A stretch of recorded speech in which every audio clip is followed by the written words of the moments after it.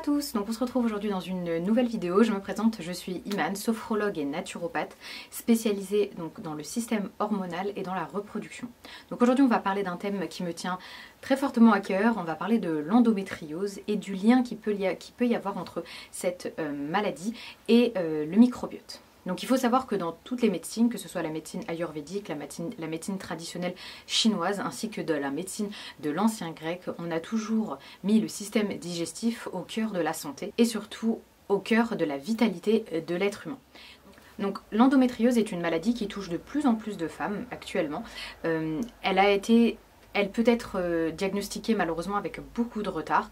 Donc pour savoir si oui ou non nous sommes atteintes d'endométriose, vous avez tout simplement à vous rapprocher de votre médecin ou de votre gynécologue et demander un IRM pelvien afin de connaître déjà de savoir si oui ou non vous êtes atteint par cette maladie et surtout de savoir si où se trouve les différentes adhérences et quelles sont les zones touchées de votre organisme. Donc comme dans le cadre du syndrome des ovaires polykystiques, on a pu en mettre un lien clair entre le microbiote et l'endométriose.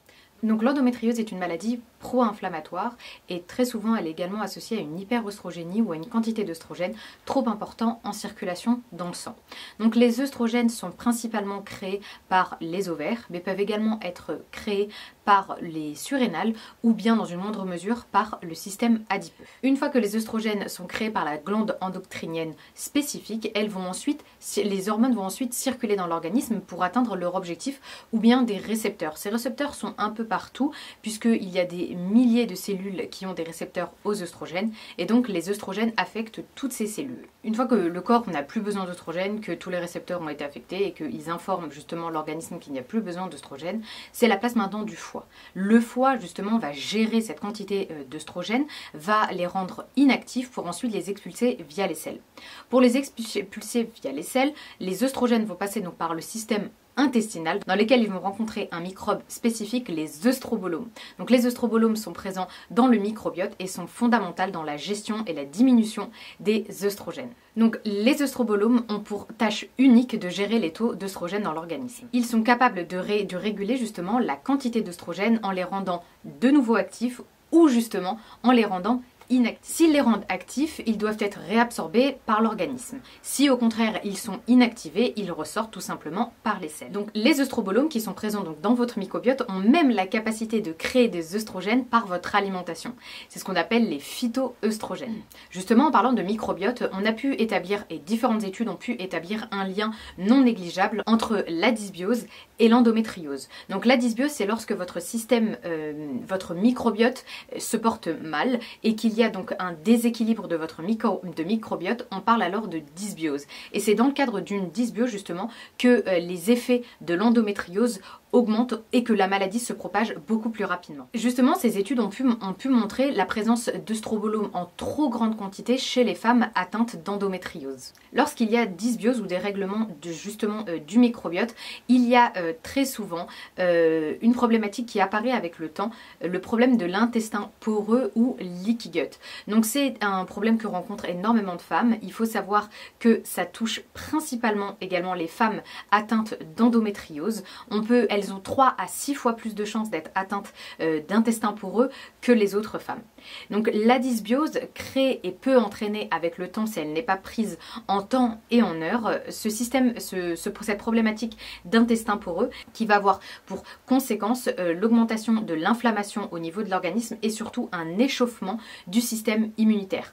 Puisque la porosité de la paroi intestinale va faire en sorte que certains microbes qui auraient dû rester dans l'intestin ne restent pas à ce niveau-là, sortent de l'intestin et attaquent et rentrent dans le sang. Notre corps ayant pour but de trouver toujours un équilibre pour nos hormones et en particulier de nous protéger contre les bactéries, va attaquer ces bactéries. Donc c'est cet échauffement du système immunitaire qui va entraîner le corps à créer des cytokines qui sont pro-inflammatoires. Il faut savoir qu'un grand nombre, voire plus de la moitié des femmes atteintes d'endométriose ont souvent de gros problèmes digestifs, c'est ce qu'on appelle l'endobélie, qui est un ventre qui gonfle anormalement chez les femmes atteintes d'endométriose. Donc le microbiote ainsi que le problème hormonaux et en particulier l'endométriose ont un lien direct. C'est pour ça que si vous voulez réduire une partie de vos symptômes liés à l'endométriose, je vous conseille très fortement de travailler donc sur votre microbiote. Pour cela, les probiotiques peuvent être une très bonne solution. Donc vous avez déjà la première chose à faire, c'est de travailler sur la porosité intestinale.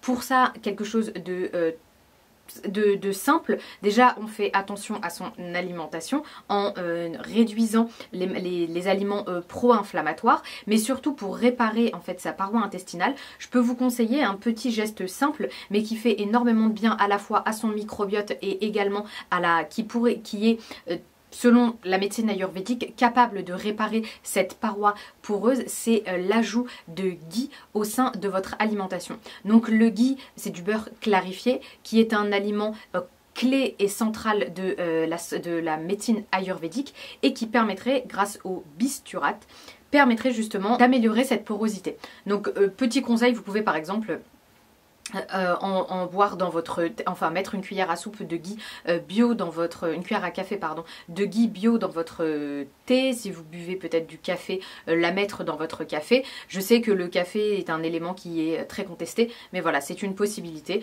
Ne pas la chauffer. Quand je parle de ghee brut, c'est vraiment du ghee que vous mangez pur, et justement sa composition permet à la fois d'alimenter le microbiote et de réparer la paroi intestinale. Donc pour prendre soin de son microbiote, on peut mettre déjà en place plusieurs choses alimentairement parlant et au niveau également des compléments alimentaires.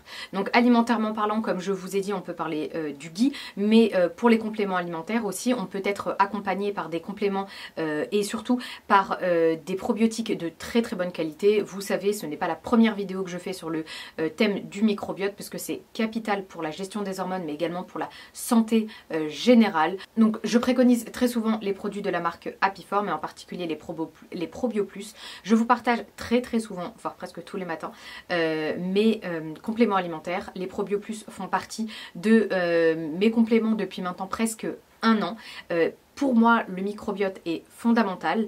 Travailler avec des probiotiques est aussi puissant, parce qu'à l'intérieur, on a quand même une souche de 60 millions dans les Probio Plus, justement. Travailler avec des compléments d'aussi bonne qualité est capital. Donc les Probio Plus sont justement les compléments que j'utilise. Je vous les montre presque tous les matins sur mon Instagram. Je les utilise et mon mari les utilise.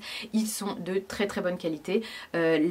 Justement, quand on choisit ces probiotiques, on fait très attention à la qualité. Les probiotiques et Probio Plus est pour moi la solution à adopter. Vous pouvez la faire en cure. Moi, je dirais une cure de 3 à 6 mois pour réparer la paroi intestinale. Ça prend vraiment minimum, grand minimum, 3 mois. Certes, le microbiote, on peut vite voir une différence en termes de microbiote, mais pour vraiment réparer tout ça, je vous conseille de faire plus une cure de 6 mois. Donc les 2 premiers mois, vous faites une cure intensive avec 2 gélules, puis les mois suivants, vous pouvez repasser à une gélule. Et vous faites ça sur 6 mois pour tout ce qui est probiotique. Ensuite, maintenant, on va parler de tout ce qui est alimentation. Donc il y a les probiotiques, mais il y a également les prébiotiques. Les prébiotiques vont être des aliments qui vont aider au quotidien votre microbiote. Donc comme tout à l'heure on l'a vu, on a vu le ghee. Vous avez également d'autres aliments qui peuvent faire énormément de bien à votre microbiote. Il y a des aliments à favoriser, mais il y a également des éléments à proscrire. On va parler rapidement des aliments à proscrire. Ces aliments à proscrire sont des aliments très transformés. Le sucre, l'alcool, les médicaments, les antibiotiques, tout ça, on réduit au maximum sa consommation afin de prendre soin de son microbiote. On ajoute également dans son alimentation des produits fermentés de type kimchi, kombucha, kéfir de lait, kéfir d'eau, afin d'améliorer tout son microbiote de façon générale avec les prébiotiques et les probiotiques. Donc pour ce qui est probiotiques, je vous laisse en barre d'infos un lien direct vers le site Apiform. Vous savez que c'est une marque que j'utilise et que j'affectionne tout particulièrement. Et pour les prébiotiques et pour l'alimentation, vous avez quelques règles simples à suivre.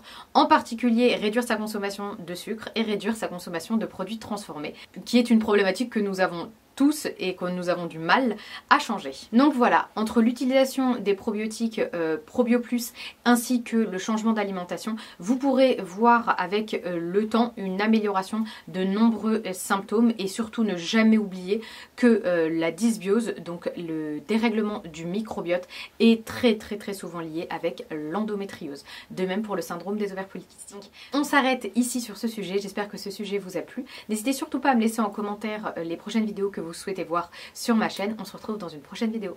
Ciao!